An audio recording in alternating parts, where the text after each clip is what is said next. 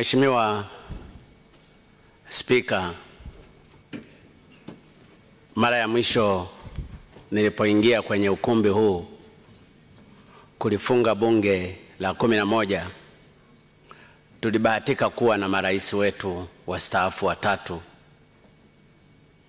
Lakini kama mnavyokumbuka, mmoja wa marais wetu wastaafu wa awamu ya tatu ametangulia mbele ya haki, Mheshimiwa Benjamin William Mkapa. Lakini pia nakumbuka wapo pia baadhi ya wabunge katika bunge lililotangulia na watumishi wengine wa bunge waliotangulia mbele ya haki. Basi kwa heshima yao, kabla ya kuanza hotuba yangu, ninawasihi sote tusimame tumkumbuke Mheshimiwa Mkapa pamoja na wabunge wote waliofariki dunia tangu kufungwa kwa bunge la 11.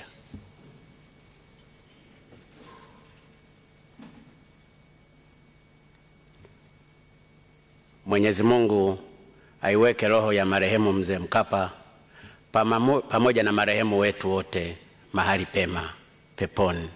Amina.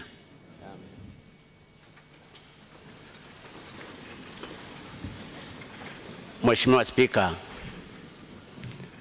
baada ya utangulizi huo, napenda niseme kwamba Katiba ya Jamhuri ya Muungano wa Tanzania ibara ya 91 ibara ndogo ya kwanza imempa dhamana Rais wa Jamhuri ya Muungano wa Tanzania kulifungua rasmi Bunge la Jamhuri ya Muungano wa Tanzania.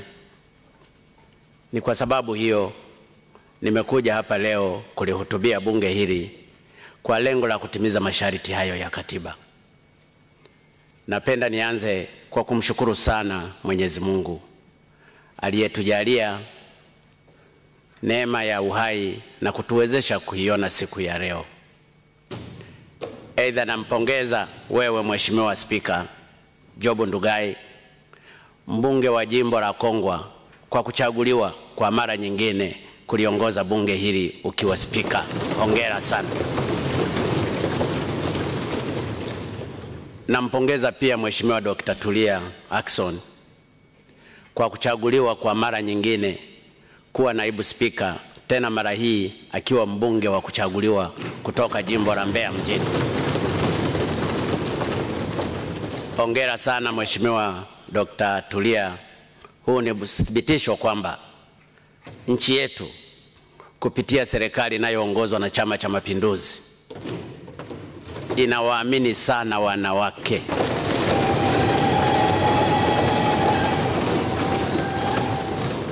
Kama mnavyofahamu, makamu wetu wa rais Mheshimiwa Samia Suluhu Hassan naye ni mwanamama. Aidha, bunge hili la 12 nalo lina wabunge wengi wanawake kama ulivyotaja. Kwa msingi huo, napenda nitumie fursa hii kuahidi kuwa serikali ninayoiongoza itaendelea kuwaamini wanawake katika kushika nafasi mbalimbali za uongozi. Wanawake na wakina mama oye! Mheshimiwa Spika, napenda pia kuwapongeza waheshimiwa wabunge wote kwa kuchaguliwa kwenu kuwa wabunge wa bunge hili la 12. Mmechaguliwa kwa vile wananchi wana imani kuwa mna uwezo wa kuwakilisha vizuri. Nafahamu michakato ilivyokuwa, wajumbe na kadhalika.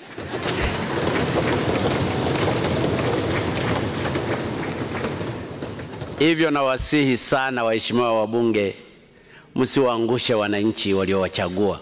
Watanzania wana imani kubwa sana na bunge hili la 12. Nitumie fursa hii pia kuwashukuru waheshimiwa wabunge kwa kuridhia na kumpitisha Mheshimiwa Kassim Majaliwa kuwa waziri mkuu.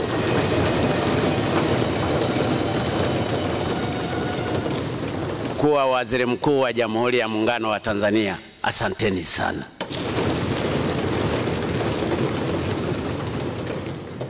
Mheshimiwa Spika, nimekuja kulizindua bunge hili baada ya nchi yetu kufanikiwa kumaliza uchaguzi mkuu uliofanyika tarehe 28 Oktoba mwaka 2020 kwa uwazi, amani na utulivu mkubwa. Kwa msingi huo, napenda nirudie kuipongeza Tume yetu ya Taifa ya Uchaguzi kwa kusimamia vizuri zoezi la uchaguzi mkuu wa mwaka huu, kuanzia uandikishaji wapiga kura, uchukuaji na urejeshaji fomu za wagombea, usimamizi wa kampeni na pia zoezi la kupiga kura na utoaji matokeo mapema. Kwa hakika tumethibitisha uwezo mkubwa katika kusimamia uchaguzi bila kutegemea misaada kutoka nje.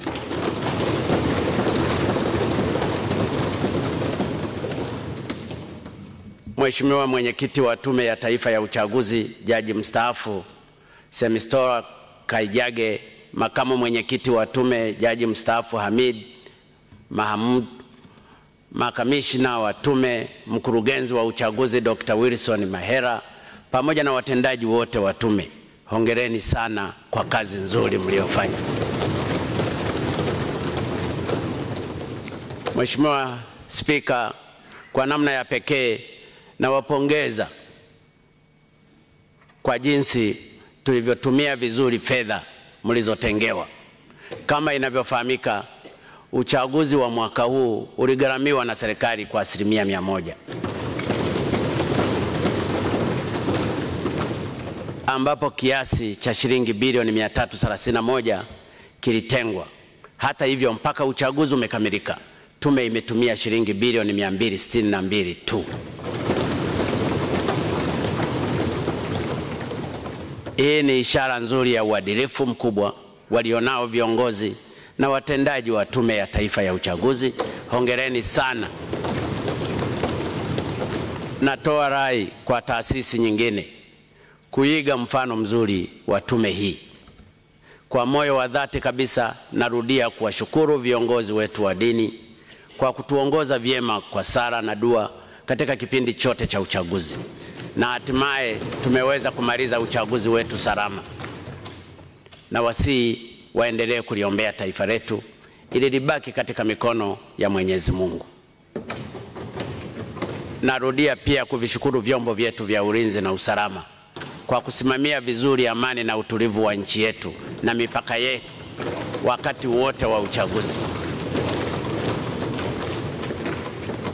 Hii ni ishara kuwa vyombo vyetu vya ulinzi na usalama ni imara na vinafanya kazi kwa weledi mkubwa. Hongereni sana vyombo vyetu vya ulinzi na usalama.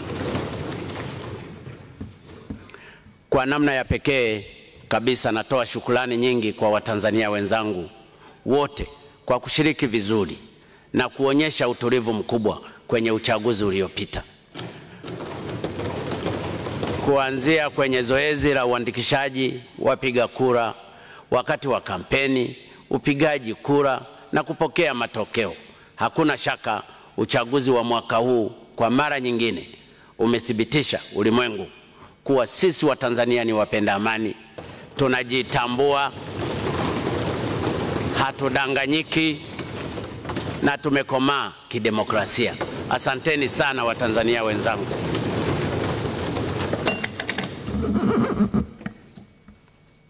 Mheshimiwa Spika, masuala yote muhimu tuliyoyapanga kuyatekeleza kwenye miaka mitano iliyo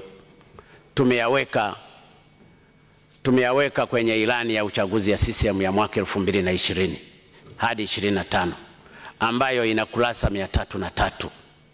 Kwa bahati nzuri, waheshimiwa wabunge wengi wa bunge hili wanaifahamu vizuri ilani hiyo kwa vile wameitumia katika kuomba kura kwa wananchi kwenye uchaguzi mkuu uliomalizika. Lakini sambamba na masuala hayo yaliyomo kwenye ilani yetu ya uchaguzi wa mwaka 2020-2025, tunaendelea pia kutekeleza na kusimamia mambo yote niliyoyaeleza wakati nikizindua bunge la 11 tarehe 20 Novemba 2015. Kama mtakavyokumbuka, kwenye hotuba hiyo ya kuzindua bunge la 11 nilieleza mambo mengi sana ambayo kimsingi yalitoa falsafa, dira na vipaumbele vya serikali ya awamu ya 5. Baadhi tumeyatekeleza vizuri, yapo ambayo hatujayatekeleza kwa ukamilifu, na mengine yapo kwenye hatua mbalimbali za utekelezaji. Kwa hiyo Mheshimiwa Spika, kwenye miaka 5 ijayo tutaendelea kusimamia na kutekeleza mambo yote niliyoyaeleza kwenye hotuba ya kuzindua bunge la 11. Hii ndiyo sababu nimeamua kuigawa tena hotuba yangu ya uzinduzi wa bunge la 11 kwenu waheshimiwa wabunge, ili mkaisome na hatimaye ikawaongoze katika kutekeleza majukumu yenu vizuri. Hata hivyo, pamoja na hayo yote, naomba Mheshimiwa Spika uniruhusu nitaje baadhi ya mambo muhimu tunayoyapa kipaumbele kikubwa katika kipindi cha miaka 5 ijayo. Mheshimiwa Spika, jambo la kwanza na muhimu tutakalolipa kipaumbele kikubwa kwenye miaka 5 ijayo ni kuendelea kulinda na kudumisha tunu za taifa letu, yaani amani, umoja na mshikamano, uhuru wa nchi yetu, muungano na mapinduzi matukufu ya Zanzibar. Na katika hilo naahidi kushirikiana kwa karibu sana na Rais mpya wa Zanzibar, Mheshimiwa Dr. Hussein Mwinyi. Kamwe hatutakuwa na mzaha na yoyote mwenye kutaka kuhatarisha amani ya nchi yetu.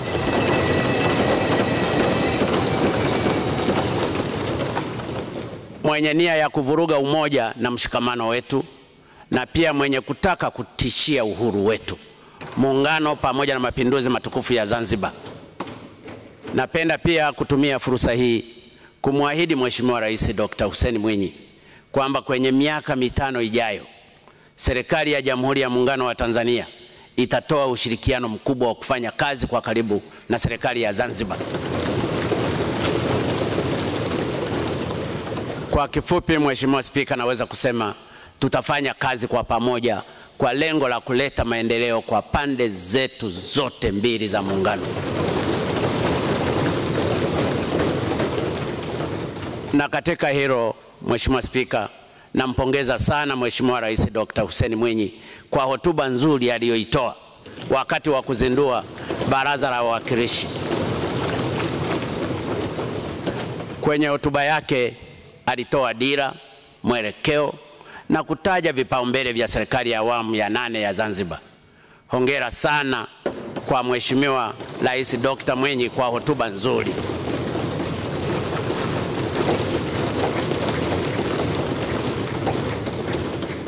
Kupitia bunge hili, Mheshimiwa Spika, napenda nimwahidi Mheshimiwa Rais Dr. Hussein Mwinyi kuwa nitampa ushirikiano wa kutosha katika kutekeleza yote aliyoyaahidi.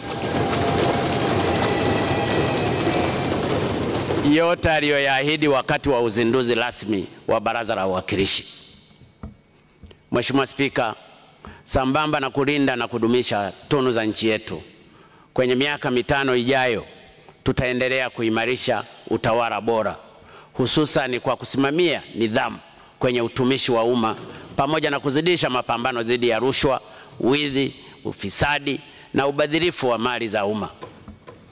Kwenye miaka 5 iliyopita tuliwachukulia hatua za kinidhamu watumishi 32,555 na kuiwezesha nchi yetu kushika nafasi ya kwanza kati ya nchi 35 za Afrika kwa kupambana na rushwa. Kwa mujibu wa Transparency International, na pia kushika nafasi ya 28 kati ya nchi 136 duniani kwa matumizi mazuri ya fedha za umma kwa mujibu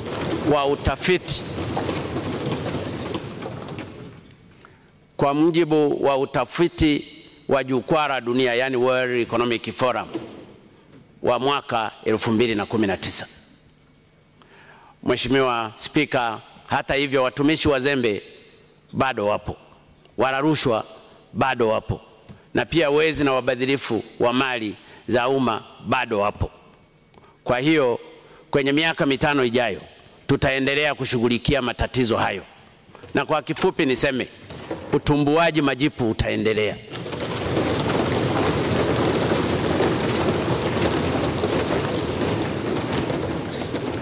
Hata hivyo, Mheshimiwa Spika, kwa upande mwingine tutaendelea kuboresha mazingira ya kazi pamoja na maslahi ya watumishi wetu wote ili yaendane na hali halisi ya maisha ya Watanzania.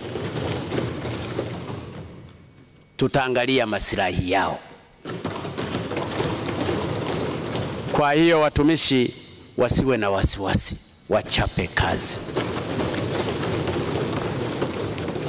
Mheshimiwa Spika, kwenye miaka mitano ijayo pia tumejipanga kuendeleza jitihada za kukuza uchumi. Kama unavyofahamu, katika kipindi cha miaka mitano iliyopita tulijitahidi kusimamia vizuri uchumi wetu, ambapo ulikuwa kwa wastani wa 7% kwa mwaka. Aidha, pato ghafi la taifa limeongezeka kutoka shilingi trilioni 94.349 mwaka 2015 hadi kufikia shilingi trilioni 139.9 mwaka 2019. Tulidhibiti mfumuko wa bei kutoka 6.1 mwaka 2015 hadi kufikia wastani wa 4.4 na kuongeza akiba ya fedha za kigeni kutoka dola za Marekani bilioni 4.4 hadi kufikia dola za Marekani bilioni 5.2 mwezi Julai 2020, ambazo zinatuwezesha kununua bidhaa na huduma kwa miezi 6.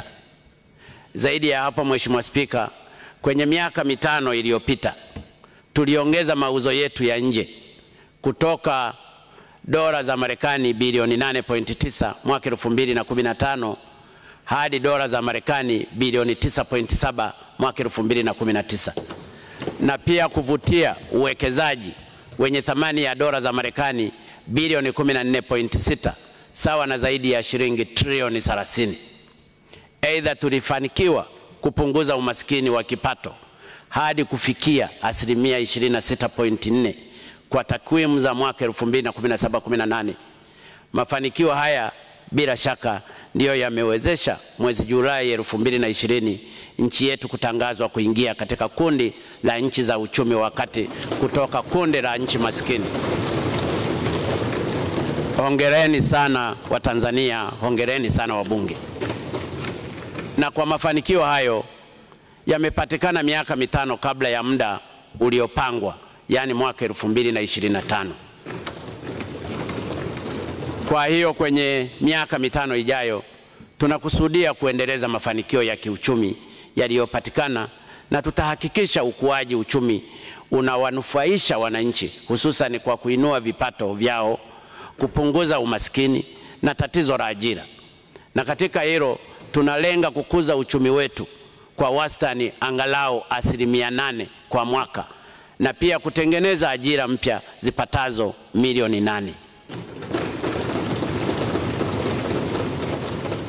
Mheshimiwa Spika, tutaendelea pia kuboresha sera zetu za uchumi jumla na sera za fedha, yani microeconomics and monetary policies, na pia kuhakikisha viashiria vyote vya uchumi ikiwemo thamani ya sarafu yetu, mfumuko wa bei pamoja na viwango vya riba vinabaki kwenye hali ya utulivu.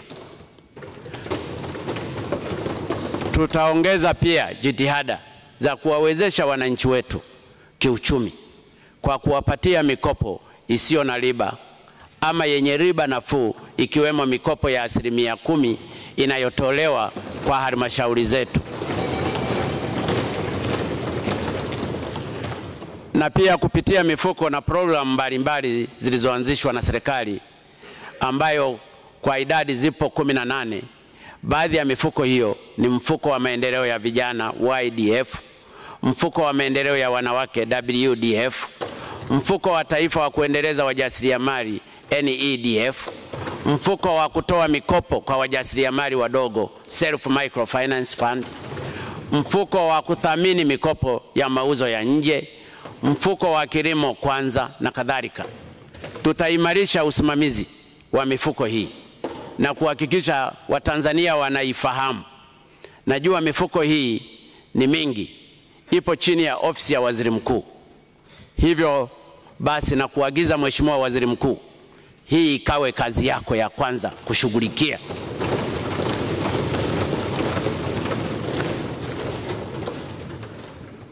Ikiwezekana muangalie uwezekano wa kuiunganisha baadhi ya mifuko ili ifanye kazi kwa tija zaidi na kupunguza gharama za uendeshaji.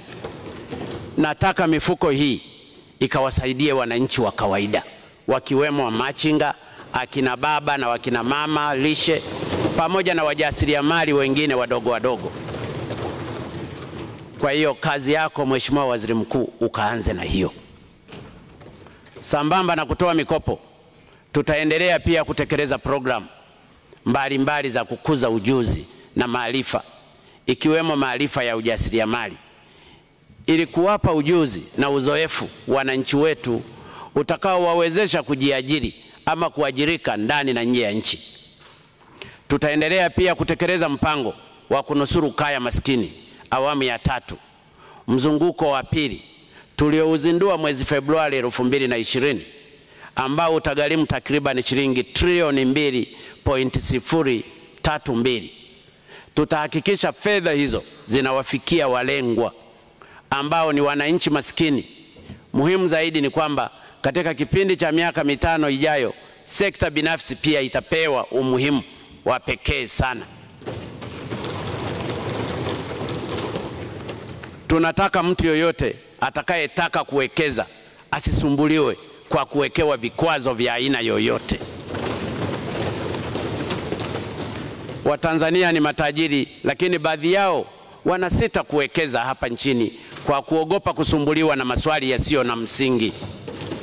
Tunahitaji kuwa na mabilionea wengi wa Kitanzania.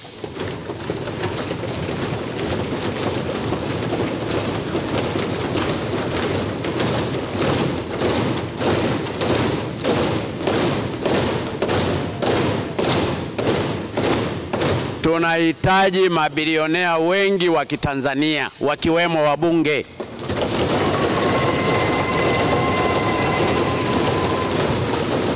Nataka Watanzania wote washiriki kikamilifu katika kujenga uchumi wa nchi yao.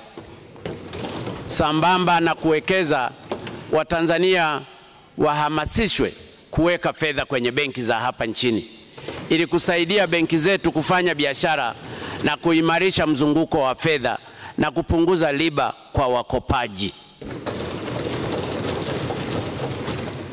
Mheshimiwa Spika, waheshimiwa wabunge na Watanzania mnaonisikiliza, wakati wa kufanya mambo bila woga, nataka niwaambie waheshimiwa wabunge, ni sasa.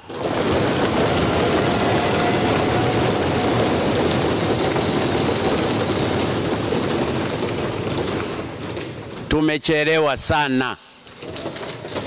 Kwenye miaka 5 ijayo pia tutafungua milango kwa sekta binafsi kufanya majadiliano na serikali ili kutafuta muafaka wa migogoro ya kibiashara, yani business disputes.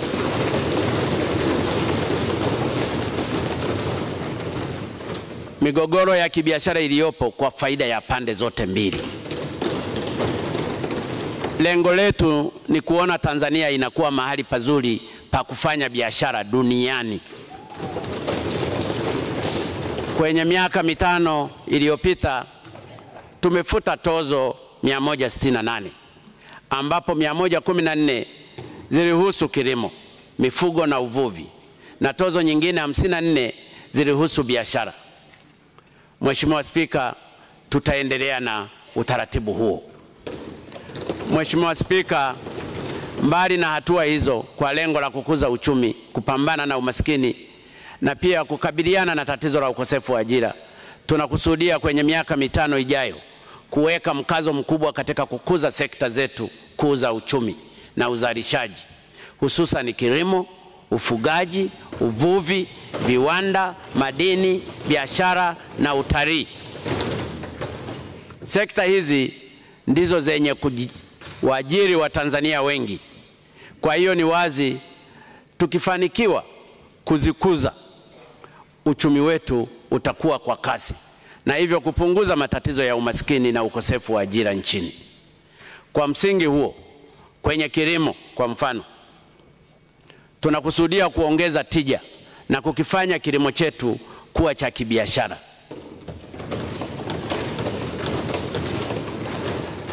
Lengo ni kujihakikishia usalama wa chakula, upatikanaji wa malighafi za viwandani na pia kupata ziada ya kuuza nje. Ili kufanikisha hayo, tutahakikisha pembejeo na zana bora za kilimo ikiwemo mbegu, mbolea, viuatilifu, dawa na matrekta vinapatikana kwa uhakika na kwa gharama nafuu.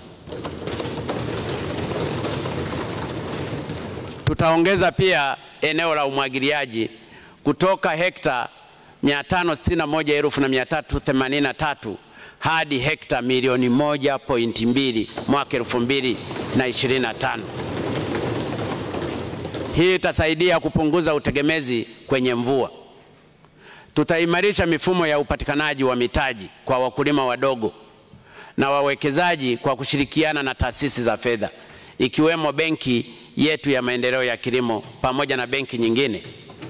Tutashughulikia pia tatizo la upotevu wa mazao, yani post harvest loss, ikiwemo kwa kukamilisha ujenzi wa vihenge na maghala maeneo mbalimbali nchini ambayo yataongeza uwezo wetu wa kuhifadhi mazao kutoka tani 190,000 za sasa hadi tani 501,000. Takwimu zinaonyesha kuwa kila mwaka nchi yetu inapoteza wastani wakati ya 30% na 40% ya mavuno yake kwa sababu mbalimbali ikiwemo kukosekana kwa miundombinu ya kuhifadhi mazao yetu. Zaidi ya hapo, tunakusudia kuanzisha bidhaa mbalimbali za huduma za bima ya kilimo na pia kuingia makubaliano ya kibiashara na nchi walaji na wanunuzi wa mazao ili kupata soko la uhakika zaidi.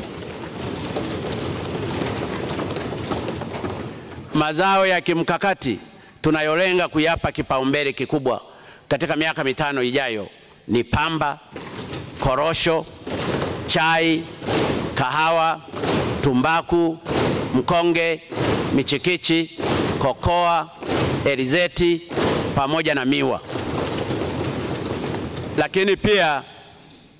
Lakini pia mazao ya chakula.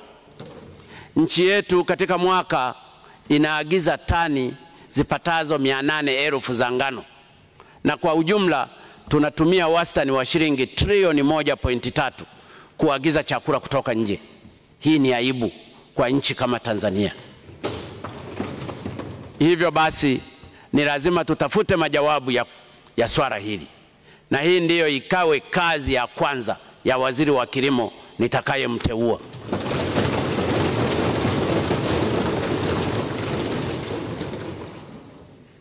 Lakini zaidi ya hapo, tutaweka mkazo mkubwa kwenye kilimo cha mazao ya bustani, yaani matunda, mboga, maua na viungo, ambacho kinakuwa kwa kasi kubwa nchini. Hivi sasa nchi yetu inashika nafasi ya 20 kwa kuzalisha kwa wingi mazao hayo duniani, na mauzo yetu ya nje yameongezeka kutoka dola za Marekani milioni 412 mwaka 2015 hadi kufikia dola za Marekani milioni 779 mwaka 2019. Hii ndiyo sababu hatuna budi kukiendeleza kilimo cha mazao hayo, na katika hilo napenda kuliarifu bunge hili, Mheshimiwa Spika, kuwa kwenye miaka 5 ijayo tunakusudia kununua ndege moja ya mizigo ili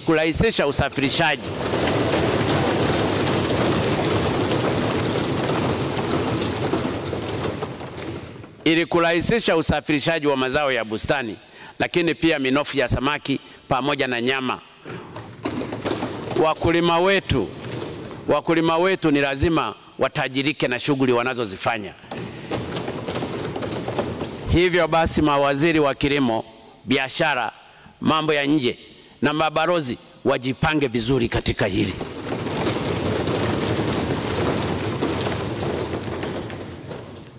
Mheshimiwa Spika, kwa upande wa mifugo, Kama mnavyofahamu, nchi yetu inashika nafasi ya pili kwa mifugo mingi barani Afrika. Tuna ng'ombe 33.4 milioni, mbuzi milioni 21.3, kondoo milioni 5.65, punda 657,389, lakini pia tuna idadi kubwa ya kuku, bata, kanga na kadhalika. Hata hivyo, ni ukweli usiopingika kwamba sekta hii bado haijanufaisha vya kutosha. Kwa kuzingatia hilo, kwenye miaka 5 ijayo tunakusudia kuikuza sekta ya mifugo ili ichangie ukuaji uchumi na kupunguza matatizo ya umasikini na ukosefu wa ajira nchini. Tumepanga kuongeza maeneo ya ufugaji kutoka hekta 2,788,901 za sasa hadi hekta 6,000,000. Tunataka wafugaji wetu wasiteswe na mifugo yao. Mifugo ni utajiri. Sambamba na hayo, tutahamasisha ufugaji wa kisasa. Tutaongeza vituo vya kuzalisha mbegu bora na pia kuongeza uzalishaji wa chakula cha mifugo viwandani kutoka tani 900,000 hadi tani 800,000.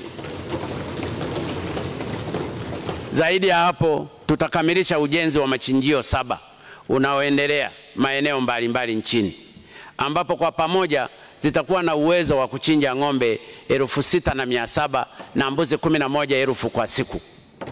Ujenzi wa machinjio hayo sio tu utasaidia kupatikana kwa nyama bora inayouzwa hadi kwenye masoko ya kimataifa, bali pia utawezesha upatikanaji wa ngozi bora kwa ajili ya kutengeneza bidhaa za ngozi.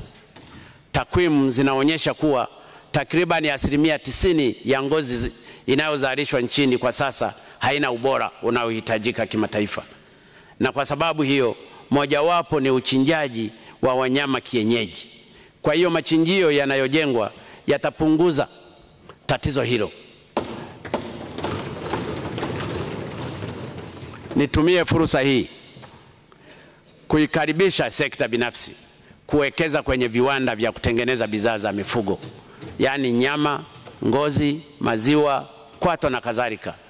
Na katika hilo, Mheshimiwa Spika, tunaahidi kutoa vivutio maalum kwa watakaoweza kuanzisha viwanda vya aina hiyo. Na viwanda hivyo vitasaidia kuinua vipato vya wafugaji wetu na pia kuongeza fursa za ajira kwa Watanzania. Na hapa nataka niweke bayana kuwa watendaji watakao kuhamisha ujenzi wa viwanda hivyo tutawashughulikia.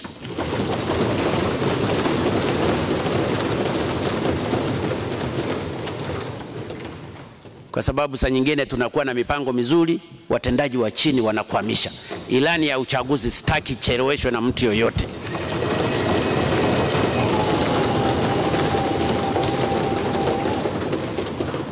Mheshimiwa Spika, nchi yetu pia imebarikiwa kuwa na maeneo mengi yanayofaa kwa shughuli za uvuvi, ikiwemo ukanda wa pwani, maziwa, mito na mabwawa.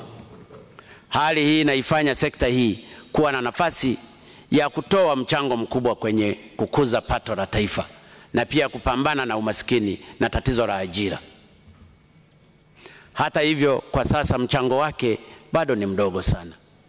Hivyo basi, kwenye miaka 5 ijayo tunakusudia kuikuza sekta hii ya uvuvi, ikiwemo kuimarisha shughuli za uvuvi kwenye Bahari Kuu ambako tumekuwa tukipoteza mapato mengi. Kwa mujibu wa ripoti ya kamati ya Bunge kuhusu shughuli za uvuvi wa Bahari Kuu ya mwaka 2018, shughuli za uvuvi kwenye Bahari Kuu zinaweza kuingizia serikali mapato ya moja kwa moja ya takriban shilingi bilioni 352.1 kwa mwaka, endapo mifumo na usimamizi na udhibiti ingekuwa imara. Samaki wangechakatwa hapa nchini. Hata hivyo, mapato yaliyokuwa yamekusanywa kwa kipindi cha miaka 9, yani kuanzia 2009 hadi 2017, yalikuwa shilingi bilioni 29.792, sawa na shilingi bilioni 3.3 kwa mwaka. Kiwango hiki cha mapato hakikubaliki. Hii ndiyo sababu tunataka kwenye miaka 5 ijayo kuisimamia vizuri shughuli ya uvuvi wa Bahari Kuu ili taifa letu linufaike na rasilimali zake kwa kuhusisha sekta binafsi. Kwa bahati nzuri, tayari mwaka huu wa 2020 tumetunga sheria mpya ya kusimamia uendeleza uvuvi wa Bahari Kuu. Aidha, tumepanga kununua meli 8 za uvuvi kwa kushirikiana na shirika la IFAD. Meli hizo 4 zitakuwa upande wa Zanzibar na 4 zitakuwa upande wa Tanzania bara. Meli hizi zitashiriki katika uvuvi wa Bahari Kuu. Kama mnavyofahamu, swala la uvuvi wa Bahari Kuu ni la Muungano. Tunakusudia pia kujenga bandari kubwa ya uvuvi itakayotoa ajira zipatazo 30,000. Na tutaendelea kuihamasisha sekta binafsi kujenga viwanda vya kuchakata samaki. Sambamba na kusimamia Bahari Kuu, tutakuza shughuli za uvuvi kwenye maziwa yetu makuu, yani Victoria, Ziwa Tanganyika na Ziwa Nyasa, pamoja na mito yetu mikubwa. Tutahamasisha wavuvi wetu wadogo kujiunga kwenye vikundi ili tuweze kuwapatia mitaji, ujuzi, vifaa na zana za uvuvi. Na hali kadhalika tutapitia upya tozo na maeneo mbalimbali ili kuwapunguzia uvuvi kero na kuvutia uwekezaji kwa wavuvi wetu. Tutahamasisha pia watu binafsi kujenga mabwawa na kufuga kisasa kwa kutumia vizimba. Sekta ya uvuvi ni lazima itoe mchango mkubwa kwenye uchumi wa nchi yetu. Wateule wote wa sekta hii ni lazima walisimamie hili. Mheshimiwa Spika, ni ndoto kufikiria kwamba tutaweza kukuza uchumi au kupambana na umaskini pamoja na tatizo la ukosefu wa ajira bila kuendeleza nguvu katika kukuza sekta ya viwanda. Duniani kote, sekta ya viwanda ndiyo muhimili mkuu wa kukuza uchumi, kupambana na umaskini pamoja na matatizo ya ajira. Kwenye miaka 5 iliyopita tulifanikiwa kujenga viwanda vipya takriban 8,477 ambavyo vilitengeneza ajira zipatazo 480,000, ambapo mkoa wa Pwani uliongoza kwa kujenga viwanda vingi. Na wapongeza sana uongozi wa mkoa wa Pwani. Hivyo basi, kwenye miaka 5 ijayo tutaendeleza jitihada za kukuza sekta hiyo. Mkazo mkubwa tutauweka kwenye viwanda vyenye kutumia malighafi zinazopatikana kwa wingi hapa nchini, yani mazao ya kilimo, mifugo na uvuvi, vyenye kuajiri watu wengi na ambavyo bidhaa zake zinatumika kwa wingi hapa nchini, kama vile nguo, bidhaa za ngozi, mafuta ya kula, sukari, saruji na kadhalika. Ili kuvutia uwekezaji kwenye sekta ya viwanda, tutaendelea kuboresha mazingira ya biashara na uwekezaji, ikiwemo kuangalia masuala ya kodi na kuondoa vikwazo na urasimu. Pamekuwepo na urasimu mwingi na kusumbuliwa kwa wawekezaji kwa kuzungushwa na hivyo kuwafanya wakate tamaa. Mimi nataka mwekezaji mwenye fedha zake akija apate kibali ndani ya siku 14.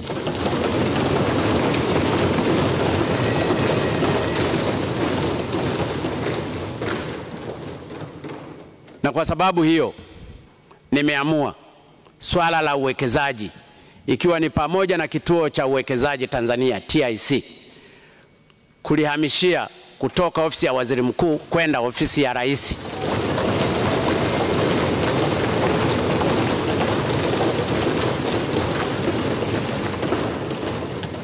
Ili hao wanaokwamisha nikapambane nao mimi mwenyewe.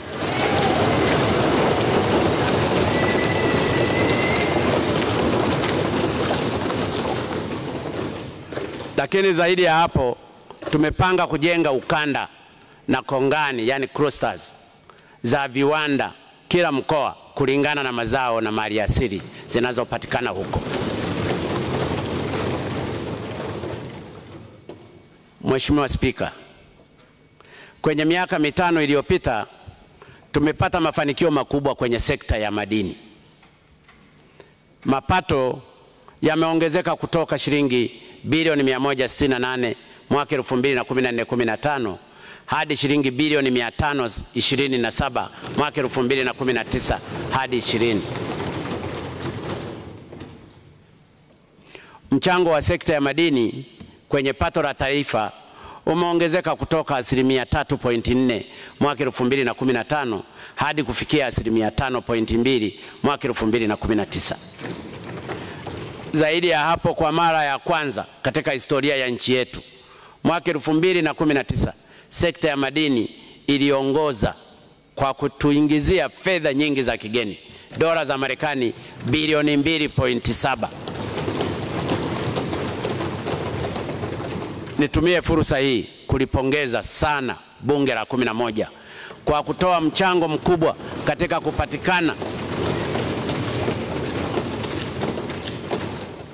katika kupatikana kwa mafanikio haya, ikiwa ni pamoja na kutunga sheria humo bungeni. Asanteni sana waheshimiwa wabunge. Nina imani kuwa bunge hili la 12 litafata nyayo za bunge la 11. Na katika hili napenda niliarifu bunge hili tukufu kwa kwenye miaka mitano ijayo tutaendelea kuimarisha ulinzi na usimamizi wa madini yetu kama tulivyofanya kwa kujenga ukuta wa Mererani, kwa kuimarisha sheria zetu ili madini yetu yasitoroshwe na serikali kukoseshwa mapato. Aidha, tunakusudia kuendelea kufanya majadiliano na wawekezaji wakubwa kwa kuzingatia mfano wa makubaliano yaliyofikiwa kati ya serikali na kampuni ya Barrick yaliyowezesha kuundwa kwa kampuni ya Twiga Minerals Corporation. Nchi yetu imebarikiwa kuwa na madini mbalimbali ikiwemo dhahabu, almasi, tanzanite, chuma, bati, niko, kopa na kadhalika. Lakini aidha tuna gesi aina mbalimbali kama vile ethane, methane pamoja na helium. Kwa taarifa tulizonazo, kwa mfano kwenye gesi ya helium ambayo inapatikana kule Rukwa, ni tani nyingi sana zilizoko kule za ujazo, zikichimbwa zinatosha kusupply dunia nzima kwa miaka 20.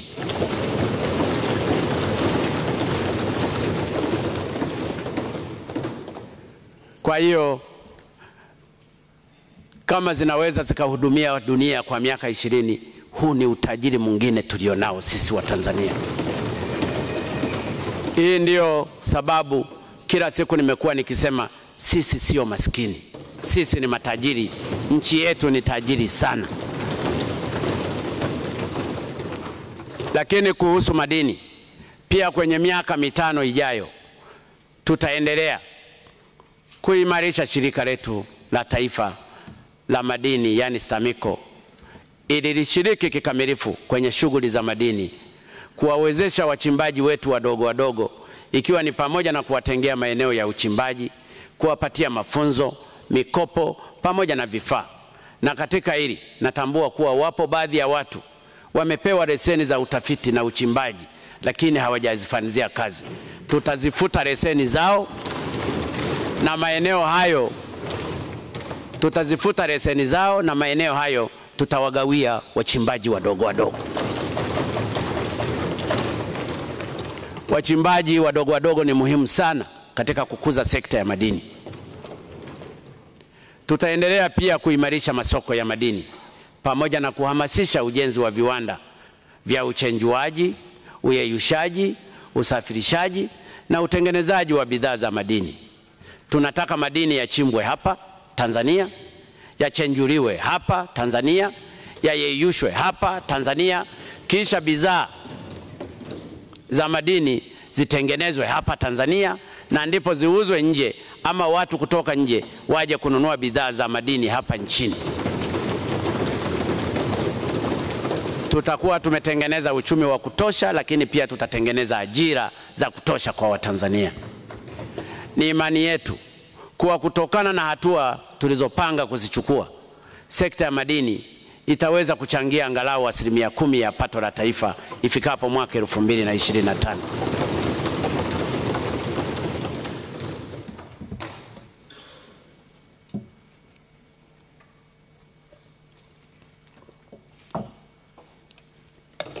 Mheshimiwa Spika, utalii ni sekta nyingine ambayo tutaipa mkazo mkubwa kwenye miaka 5 ijayo. Sekta hii imeajiri takriban watu milioni 4. Kwenye miaka 5 iliyopita ilikuwa ikitoa mchango mkubwa ambao ulikuwa unaridhisha, ambapo idadi ya watalii waliotembelea nchi iliongezeka kutoka watalii milioni 1,137,182 mwaka 2015 hadi watalii milioni 1.5 na 10,151 mwaka 2019. Mapato nayo yaliongezeka kutoka dola za Marekani bilioni 1.9 mwaka 2015 hadi kufikia dola za Marekani bilioni 2.6 mwaka 2019. Nitumia fursa hii kuipongeza hifadhi yetu ya taifa ya Serengeti kwa kuchaguliwa kuwa hifadhi bora barani Afrika kwa mwaka 2020. Kwenye miaka 5 ijayo tumejipanga kuongeza idadi ya watalii hadi kufikia milioni 5 mwaka 2025 na mapato kutoka dola za Marekani bilioni 2.6 za sasa hadi dola za Marekani bilioni 6. Hatua tutakazochukua ni pamoja na kupanua wigo wa vivutio vya utalii, ikiwemo kukuza utalii wa mikutano na uwindaji wa wanyamapori, kuimarisha utalii wa fukwe, kujenga miundombinu ya kuwezesha meli za utalii kuzuru nchini na kuongeza kasi ya utangazaji wa vivutio vyetu.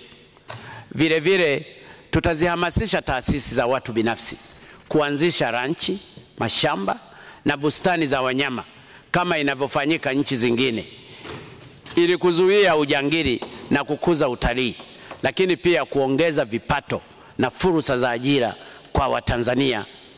Na katika hilo napenda kuwaarifu Watanzania kupitia bunge hili tukufu kuwa tumepunguza bei kwa ajili ya kupata wanyama wa mbegu kutoka polini.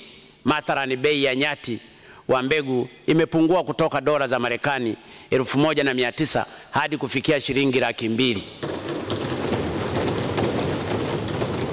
Pofu kutoka dola za Marekani 1,700 hadi shilingi 310,000. Swala kutoka dola za Marekani 150 hadi shilingi 90,000. Hivyo basi na wasihi wa Tanzania, hata ninyi waheshimiwa wabunge, popote walipo, changamkieni fursa hii ya kuanza kufuga wanyama walioko polini. Hii ni fursa pekee. Kuna nchi mbalimbali zimekuwa zikifanya hivyo, mojawapo ni nchi kama Afrika Kusini na kadhalika. Na hii itatufanya Watanzania wote tufaidi na biashara ya wanyamapori. Lakini pia watu wataanzisha bucha za wanyamapori na wataanza kuwala badala ya kula nyama ya pori kuonekana ni adui. Zaidi ya hapo, tutaendelea kupitia upya kodi na tozo mbalimbali ili kuzifuta ama kupunguza kodi zenye kero. Kwenye miaka 5 iliyopita tulipunguza ada za leseni za biashara ya utalii kwa wakala wa kusafirisha watalii yenye idadi ya magari chini ya 8 kutoka dola za Kimarekani 2,000 hadi dola za Marekani 500. Na matokeo yake idadi ya kampuni za Kitanzania zimeongezeka kutoka 643 mwaka 2015 hadi kampuni 1,687 mwaka 2020. Tutaendelea na hatua hizo. Mheshimiwa Spika, tuna imani hatua hizi nilizozieleza zitatuwezesha kufikia malengo tuliyoyawekea ya kukuza uchumi kwa angalau 8% kwa mwaka na kuinua vipato vya Watanzania na kupunguza umaskini na kutengeneza ajira mpya milioni 8. Hata hivyo, najua ili kufikia malengo haya tutategemea sana kupata ushirikiano kutoka sekta binafsi. Kama mnavyofahamu, sekta binafsi ndiyo injini ya kujenga uchumi wa kisasa. Hivyo basi, narudia kuikaribisha sekta binafsi ya hapa nchini na kutoka nje kuwekeza katika sekta nilizozitaja na ambazo sikuzitaja, na napenda kuwahakikishia watu wa sekta binafsi kuwa Tanzania ni mahali pazuri na sahihi pa kuwekeza. Nchi yetu ina amani na utulivu. Tumebarikiwa kuwa na fursa nyingi za uwekezaji. Nchi yetu ipo kwenye eneo la kimkakati. Sisi pia ni wanachama wa Jumuiya ya East Africa Community na SADC ambazo zina soko la watu takriban milioni 500. Kwa hiyo narudia kuikaribisha sekta binafsi kuwekeza hapa nchini, na kwa bahati nzuri tangu mwaka jana tumeanza kutekeleza mpango wetu wa kuboresha mazingira ya biashara, yani Blueprint for Regulatory Reforms to Improve the Business Environment in Tanzania. Hivyo basi, mazingira ya biashara na uwekezaji kwenye miaka 5 ijayo yanatarajiwa kuwa bora zaidi kuliko miaka mingine yote. Mheshimiwa Spika, ili kukuza uchumi pamoja na sekta ya uzalishaji, ni lazima tuimarishe miundombinu, hususan ya usafiri na nishati ya umeme. Kamwe huwezi kukuza sekta ya kilimo, ufugaji, uvuvi, viwanda, uchimbaji wa madini na utalii bila kuimarisha miundombinu na huduma za usafiri pamoja na upatikanaji wa huduma za umeme. Kwa hiyo, kama ilivyokuwa kwenye miaka 5 iliyopita, tutaendelea kuweka mkazo mkubwa kwenye ujenzi wa miundombinu ya usafiri na kuboresha huduma za usafirishaji. Tutakamilisha miradi tuliyoianzisha na kuanza kutekeleza miradi mipya. Na katika hilo, tumepanga kwenye miaka 5 ijayo kukamilisha ujenzi wa kilomita 2500 za barabara za lami na kuanza ujenzi wa barabara za lami zenye urefu wa kilomita 6006.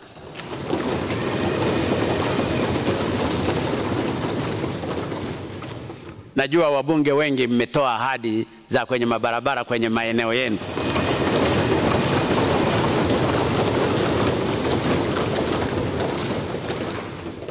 Ili hatimaye tuweze kufikia lengo letu la kuunganisha mikoa na wilaya zote kwa barabara za lami.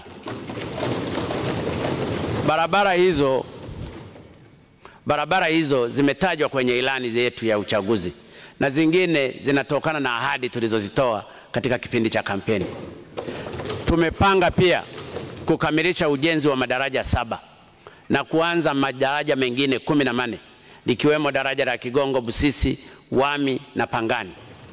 Zaidi ya hapo, tutaendelea kushughulikia tatizo la msongamano wa magari kwenye miji na majiji yetu, hususani Arusha, Dar es Salaam, Mbeya, Mwanza na hapa Dodoma, ambako tumepanga kujenga barabara ya mzunguko ya njia 4 yenye urefu wa kilomita 110, ambapo makandarasi wawili tayari wamekwisha patikana na ujenzi utaanza hivi karibuni.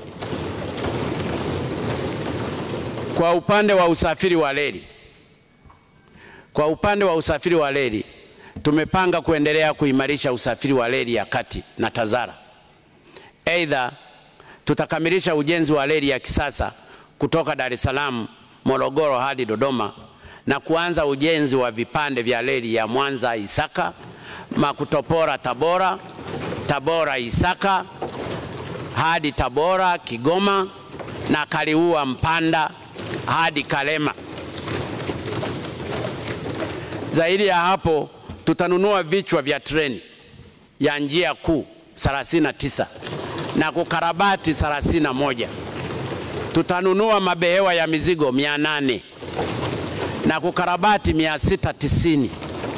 Na pia tutanunua mabehewa 37 ya abiria na kukarabati mabehewa 60. Kuhusu usafiri wa majini, tumepanga kukamilisha upanuzi wa bandari zetu kuu, yani Dar es Salaam, bandari ya Tanga na bandari ya Mtwara, pamoja na zilizopo kwenye maziwa yetu makuu, yani Victoria, Tanganyika na Nyasa. Tumepanga pia kununua meli mpya ya mizigo kwa ajili ya kutoa huduma bahari ya Hindi. Tutakamilisha ujenzi wa meli mpya, kukarabati meli ya MV Butiama na kuanza ujenzi wa meli ya kubebea mabehewa ferry wagon katika ziwa Victoria. Tutaikarabati MV Liemba na MT Sangara pamoja na kuanza ujenzi wa meli mpya ya kubeba abiria 600 na mizigo tani 400 na nyingine kubwa ya kubeba mizigo tani 4,000 kwenye ziwa Tanganyika. Kuhusu usafiri wa anga, tutajenga kiwanja kipya cha Msarato kikubwa. Tutafanya upanuzi na ukarabati wa viwanja vya ndege 11 vikiwepo vya Kigoma, Shinyanga, Sumbawanga, Tabora, Mtwara, Songea. Pia kujenga kwa kiwango cha lami njia za kutua na kuruka ndege kwenye viwanja vya Iringa, Lake Manyara, Tanga, Msoma, Lindi, Kilwa Masoko, Njombe, Singida, Simiyu na kadhalika. Zaidi ya hapo, tutanunua ndege mpya 5 ambapo kama nilivyosema, moja itakuwa ya mizigo. Ujenzi wa miundombinu hii ya usafiri pamoja na uboreshaji wa huduma za usafirishaji sio tu utachochea shughuli za uchumi na uzalishaji, lakini pia itakuwa ni hatua nzuri ya kuelekea kufikia malengo yetu ya kuifanya nchi yetu kuwa lango kuu la biashara kwenye ukanda huu, hivyo kuweza kunufaika na nafasi ya kijiografia. Nchi yetu imezungukwa na nchi takriban 8. Mheshimiwa Spika, kuhusu sekta ya nishati, tutaendelea kuimarisha miundombinu ya nishati na pia kuboresha upatikanaji wa huduma za umeme. Na katika hilo tunakusudia kukamilisha ujenzi wa bwawa la kufufua umeme la Nyerere litakalozalisha megawatts 2115 na kuanza ujenzi wa miradi mingine mipya ya umeme wa maji katika eneo la Luhuji megawatts 358, Lumakali megawatts 222, Kikonge megawatts 300 na pia umeme wa gesi asilia Mtwara megawatts 300, Somanga Fungu megawatts 330, Kinyerezi 3 megawatts 600, Kinyerezi 4 megawatts 300 pamoja na miradi mingine midogo midogo. Aidha, tunakusudia kuzalisha umeme megawatts 1100 kwa kutumia nishati jadidifu, yani jua, upepo na joto la ardhi. Tumepanga pia kukamilisha miradi wa kusafirisha umeme wa msongo wa kilovolt 400 wa Singida, Arusha hadi Namanga na Iringa, Mbeya hadi Tunduma, ambayo itaunganisha nchi yetu na nchi jirani zetu za Kenya na Zambia. Tutatekeleza miradi mingine ya kuunganisha maeneo muhimu ya nchi kwenye gridi ya taifa ikiwemo Kigoma. Kwenye miaka 5 iliyopita tulitekeleza miradi mingi ya kusafirisha umeme na hivyo kupunguza matumizi ya umeme wa mafuta na tukaweza kuokoa kiasi cha shilingi bilioni 719 kwa mwaka. Mheshimiwa Spika, kuhusu umeme pia, kwenye miaka 5 ijayo tumepanga kufikisha umeme kwenye vijiji vyote ambavyo bado havijafikishiwa umeme,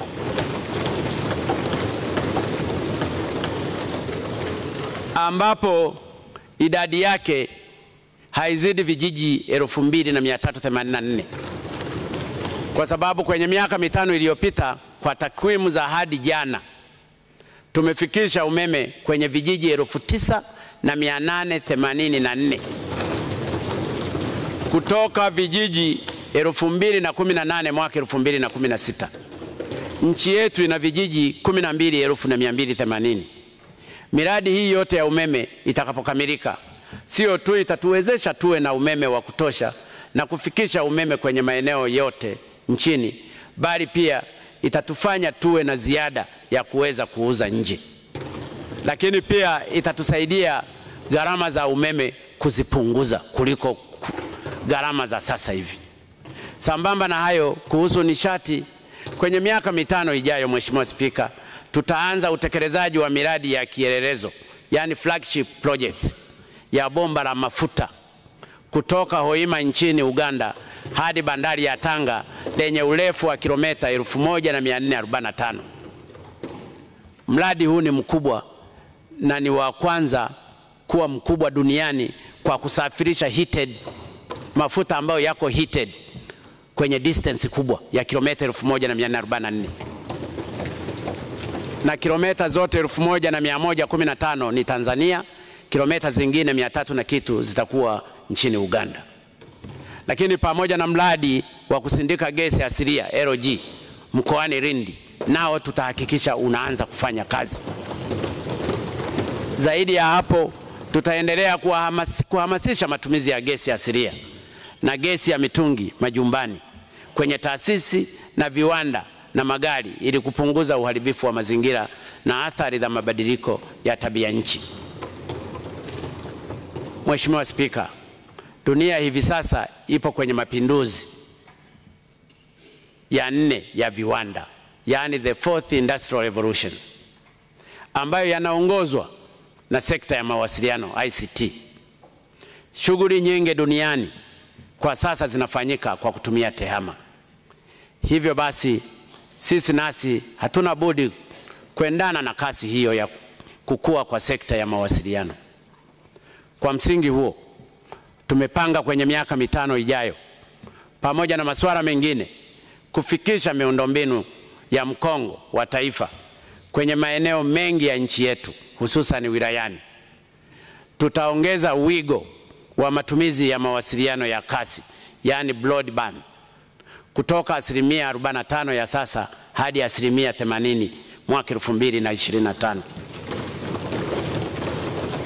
Aidha, tumepanga kuongeza watumiaji wa internet kutoka 43% ya sasa hadi 80% mwaka 2025, na pia kuboresha matumizi ya simu za mkononi ili kupatikana nchi nzima.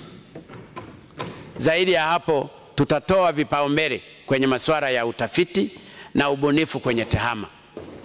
Tutawatambua na kuwasajili wataalamu wote wa tehama, na tutakusudia kuweka anwani za makazi postcode maeneo mbalimbali nchini.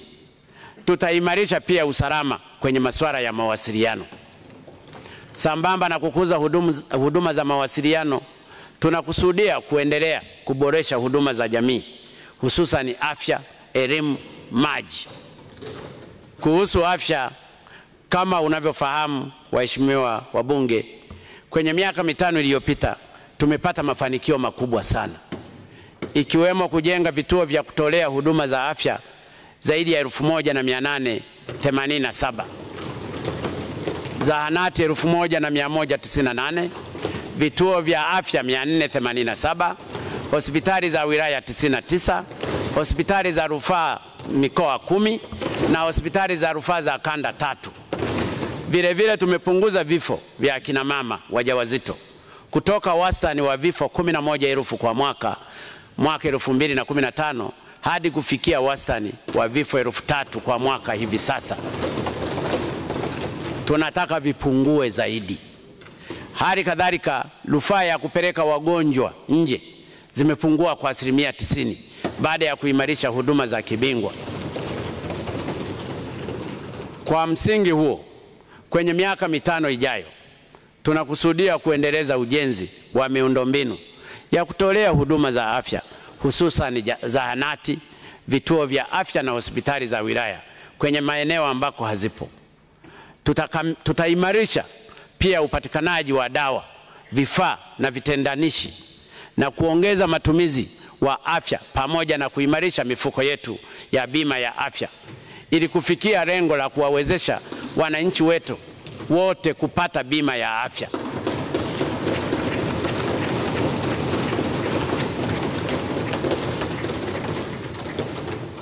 Wakati wa ugonjwa wa korona, mbali na kumtanguliza mbele Mwenyezi Mungu, tiba za asili au tiba mbadala nazo zimesaidia sana. Hivyo basi kwenye miaka 5 ijayo tumekusudia kuimarisha kitengo cha utafiti wa tiba mbadala. Sisi wa Tanzania hatupaswi kamwe kudharau dawa zetu za asili ama tiba mbadala. Na kwa sababu hiyo, matibabu na maduka rasmi ya dawa asili yataruhusiwa.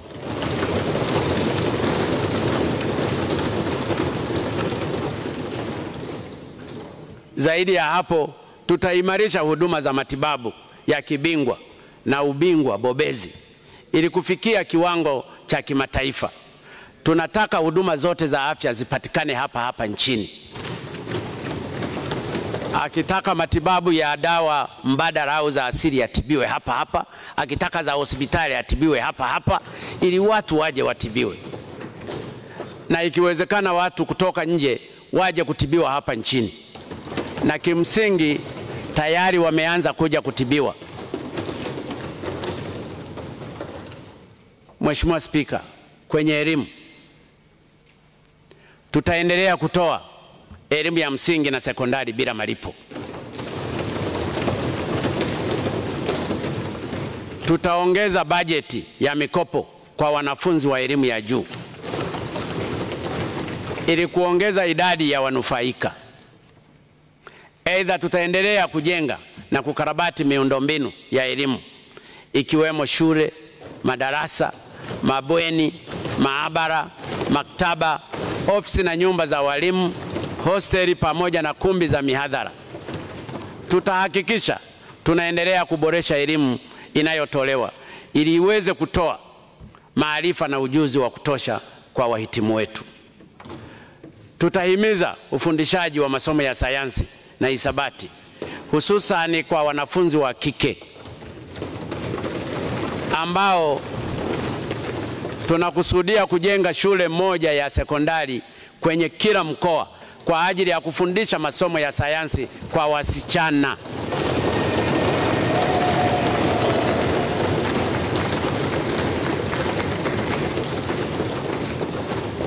Tutaweka pia mkazo mkubwa kwenye elimu ya ufundi. Na katika hilo tunalenga kuanzisha vituo mahiri vya mafunzo kwa taasisi za elimu ili kuzalisha vijana wenye uwezo unaohitajika kitaifa, kikanda na kimataifa, ambapo kiasi cha dola za Marekani milioni 75 kimepangwa kutumika. Taasisi ya teknolojia ya Dar es Salaam itabobea katika tehama. Taasisi ya teknolojia Mwanza itabobea kwenye masuala ya ngozi. Chuo cha Taifa cha Usafirishaji kitakachobobea katika taaluma ya usafiri wa anga, na chuo cha ufundi Arusha kitabobea katika nishati jadidifu. Mheshimiwa Spika, kuhusu maji, mafanikio makubwa sana yamepatikana kwenye miaka 5 iliyopita. Tumetekeleza miradi ipatayo 1422 yenye thamani ya takriban shilingi trilioni 2.2. Hii imefanya upatikanaji wa maji safi na salama kuongezeka kutoka 47% mwaka 2015 hadi kufikia 70.1% mwaka 2020 kwa vijijini, na kwa mijini kutoka 74% mwaka 2015 hadi 84% mwaka 2020.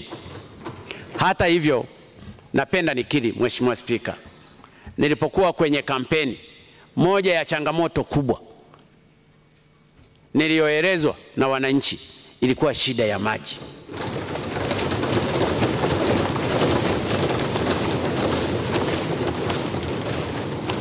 Shida ya maji hususan maeneo ya vijijini. Kwa msingi huo, kwenye miaka 5 ijayo tutajitahidi kuelekeza nguvu zaidi katika kushughulikia swala la maji, ikiwemo kuhakikisha kuwa fedha zinazopelekwa vijijini kutekeleza miradi ya maji zinatumika vizuri, kwa sababu ni kweli fedha zingine zilikuwa zinapelekwa vijijini, zilikuwa zitumiki vizuri na miradi ilikuwa haikamiliki. Nataka kuona miradi ya maji inayojengwa inakamilika kwa wakati. Lakini pia watendaji wawe wabunifu na kuacha kufanya kazi kwa mazoea. Mito na maziwa yetu yatumike kikamilifu katika kuwafikishia maji wananchi wa maeneo husika. Kwenye miaka 5 ijayo pia tutaimarisha mifuko wa taifa wa maji ili kuongezea uwezo wa kifedha wa kutekeleza miradi ya maji. Tutakamilisha pia miradi mikubwa ikiwemo wa mji 28 itakayogharimu shilingi trilioni 1.2. Mradi wa maji wa kutoa maji Ziwa Victoria unaogharimu takriban shilingi bilioni 600 na mradi mkubwa wa maji wa Arusha wenye thamani ya shilingi bilioni 520. Lakini nitumie fursa hii pia kuwasihi wa Tanzania kulinda vyanzo vya maji na miundombinu inayojengwa. Natoe wito pia kwa viongozi wote mkiwemo waheshimiwa wabunge kulifanya swala la kutunza vyanzo vya maji na miundombinu yake kuwa ajenda muhimu katika shughuli zetu.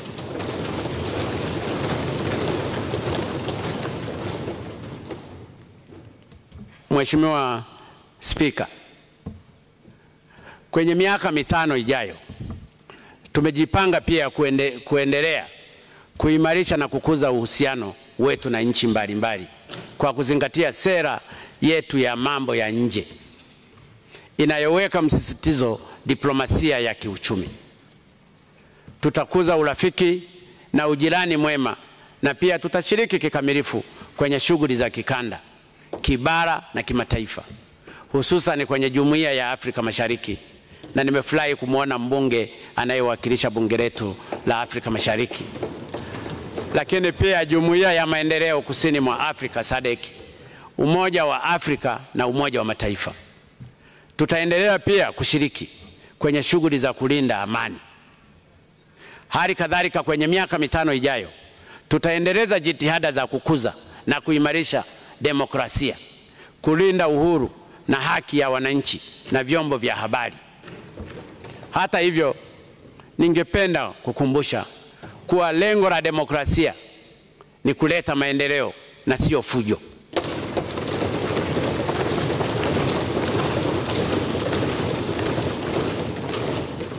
Na hakuna demokrasia isiyo na mipaka. Aidha, uhuru na haki vinakwenda sambamba na wajibu, na hakuna uhuru au haki isiyo na wajibu. Vyote vinakwenda sambamba. Najua nimeeleweka vizuri. Mheshimiwa Spika, kama nilivyoahidi wakati wa kipindi cha kampeni, kwenye miaka 5 ijayo tutaendelea kuboresha mazingira ya kufanya biashara kwa wajasiriamali wadogo, yaani machinga, mamarishe, babarishe, waendesha bodaboda, bajaji na kadhalika. Kama mnavyofahamu, kwenye miaka 5 iliyopita tulianzisha utaratibu wa kutoa vitambulisho maalum kwa wajasiriamali wetu wadogo. Kwenye miaka 5 ijayo tutakusudia kuviboresha vitambulisho hivyo, ikiwemo kuweka picha na taarifa nyingine muhimu kama ilivyo kwenye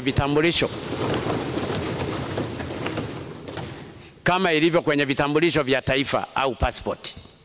Hii itawawezesha wafanyabiashara watakaotumia vitambulisho hivyo kutambulika, ikiwemo kwenye benki, na hivyo kupata mikopo kwa ajili ya kukuza biashara zao. Hii pia itawawezesha wafanyabiashara wetu wadogo kukua na kutajirika, na hilo ndio lengo letu. Tunataka wafanyabiashara wetu wadogo wawe wanakuwa na kutajirika, na sio siku zote wabaki kuwa wafanyabiashara wadogo. Kwenye miaka 5 ijayo pia tutakuza sekta ya sanaa, michezo, utamaduni ambayo inakuwa kwa kasi kubwa hivi sasa. Kama nilivyoahidi wakati wa kampeni, Tutaikuza zaidi sekta hii, hususan kwa kuimarisha usimamizi wa masuala ya hati miliki ili wasanii waweze kunufaika na kazi zao. Ninafarijika kuona kuna wasanii ambao ni wabunge miongoni mwetu humu.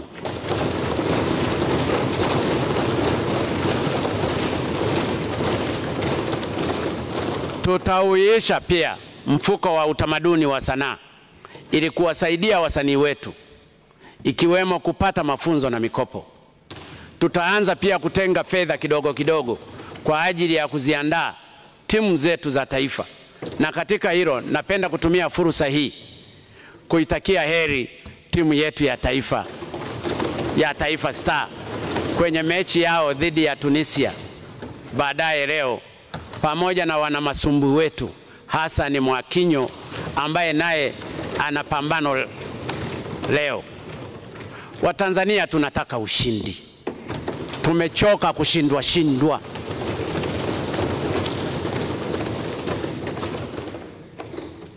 Mheshimiwa Spika, kwenye miaka 5 iliyopita tumefanikiwa kuhamisha makao makuu ya serikali hapa Dodoma.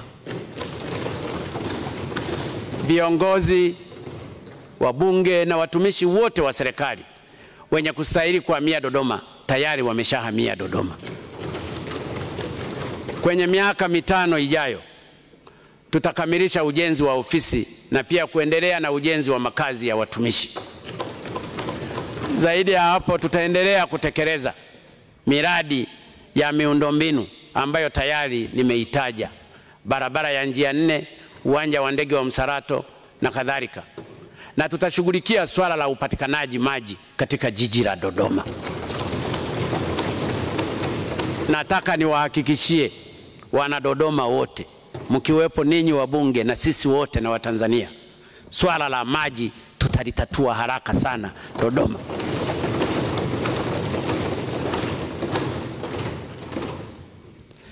Mheshimiwa Spika, masuala mengine ambayo tutayapa kipaumbele ni kama ifuatavyo. Tutafanya uendelezaji na uboreshaji wa makazi ya wananchi, ambapo tutahakikisha vifaa vya ujenzi vinapatikana kwa gharama nafuu na mikopo ya ujenzi inapatikana kwa riba nafuu. Tutashughulikia pia masuala ya mabadiliko ya tabia nchi. Tutashughulikia masuala ya watu na makundi maalum ikiwemo wazee na watu wenye ulemavu. Tutaendeleza vita dhidi ya biashara haramu ya dawa za kulevya. Tutaimarisha sekta ya misitu na nyuki ikiwemo kwa kuanzisha viwanda vya mazao ya nyuki ili sekta hiyo itoe mchango mkubwa kwenye uchumi wa nchi yetu. Tutahamasisha pia wafugaji wa nyuki. Tutahakikisha wamiliki wa magari wanatoa mikataba kwa madereva ili kuipa hadhi inayostahili kazi hiyo na kuchochea shughuli za huduma za usafirishaji. Nilifurahi jana Mheshimiwa Spika, uliwatambulisha hapa madereva wa kina mama wanaoendesha maroli. Ni matumaini yangu na wewe Mheshimiwa Spika utatoa mfano, sasa utaanza kuendeshwa na dereva mwanamke pamoja na naibu spika.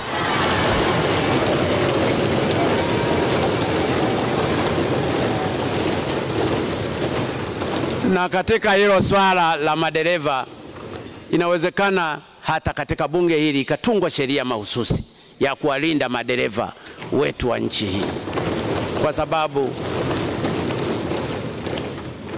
tutashughulikia pia kero mbalimbali za wananchi ikiwemo migogoro ya ardhi, mirathi na kadhalika. Na kwenye hili nitawaomba sana waheshimiwa wabunge mtusaidie sana katika maeneo yao. Hili napenda pia kuwaagiza viongozi wa serikali kuanzia ngazi za vijiji, kata, tarafa, wilaya, mikoa kuhakikisha wanatenga siku maalum ya kukutana na wananchi kwenye maeneo yao ili kusikiliza kero zao na kuzipatia ufumbuzi. Kero zingine ni nyepesi sana, zinaweza zikatatuliwa hata katika levo ya vijiji, lakini saa nyingine zinasubiri mpaka viongozi wa kitaifa wanapopita. Mheshimiwa Spika, kwa ujumla mambo tuliyoyapanga kuyatekeleza ni mengi sana. Kweli ni mengi sana. Baadhi nimeyaeleza na yapo mengine mengi ambayo yameelezwa vizuri kwenye ilani ya uchaguzi ya CCM yenye kurasa 303. Lakini kwa sababu ya muda sitaweza kuyaeleza yote. Hivyo basi nawaagiza mawaziri nitakao wateua pamoja na watendaji kuisoma vizuri ilani yetu, kuielewa na kuitafasiri vizuri ilani hiyo katika sera na mipango kazi ya utekelezaji kwenye wizara au taasisi wanazoziongoza, ili itakapofika mwaka 2025 tuweze kuitekeleza kikamilifu ilani hiyo.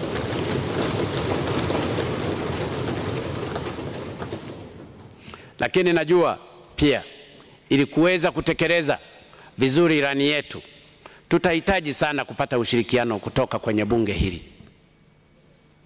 Kama mnavyofahamu, bunge ni kiungo muhimu kati ya serikali na wananchi. Kwa hiyo nina uhakika endapo tutashirikiana vizuri, miaka 5 ijayo itakuwa ya maajabu na mafanikio makubwa kwa nchi yetu. Na binafsi mimi sina shaka kwamba bunge hili litatoa ushirikiano wa kutosha kwa serikali. Hata hivyo, napenda niweke bayana kuwa ninaposema tunaomba ushirikiano haimaanishi kwamba tunataka muunge mkono kila kitu. La hasha. Penye kukosoa, kosoeni, lakini kwa hoja na kutoa mapendekezo ya namna ya kushughulikia. Tunahitaji constructive criticism na sio kukosoa kwa lengo la kukosoa tu. Na katika hilo, kwa upande wetu serikali tunaahidi kutoa ushirikiano wa kutosha kwa bunge hili ili kuliwezesha kutimiza majukumu yake ipasavyo. Tutatoa pia ushirikiano kwa mihimili wa mahakama, na nimeshukuru sana Mheshimiwa Jaji Mkuu na majaji wengine wa mahakama pamoja na Jaji Mkuu wa upande wa Zanzibar, wote wako hapa ili nao waweze kutimiza majukumu yake ya kusimamia haki nchini. Kama mnavyofahamu, mahakama ni muhimu sana katika kuongoza serikali. Ni muhimu katika kujenga maelewano katika jamii, kudumisha amani na usalama, pia kuchochea shughuli za kiuchumi. Mheshimiwa Spika, kwa mujibu wa katiba yetu, mimi ni sehemu ya bunge hili. Hivyo basi, kabla sijahitimisha hotuba yangu, napenda kutumia fursa hii kuwashukuru wageni wetu wote walioungana nasi kwenye tukio hili.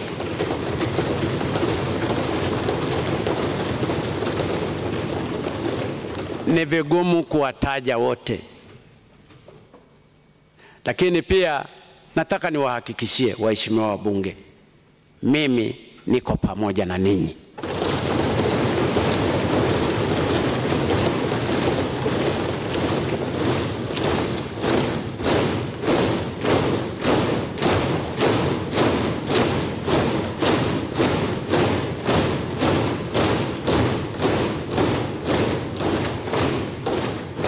Na kamwe sitawaacha.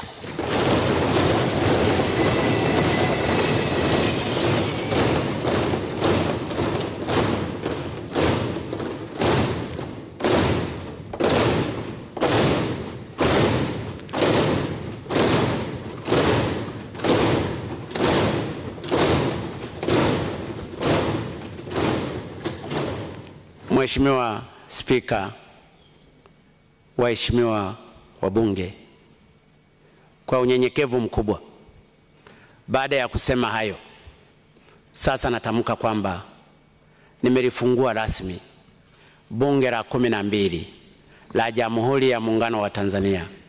Mungu libariki bunge letu Mungu wabariki wabunge wote.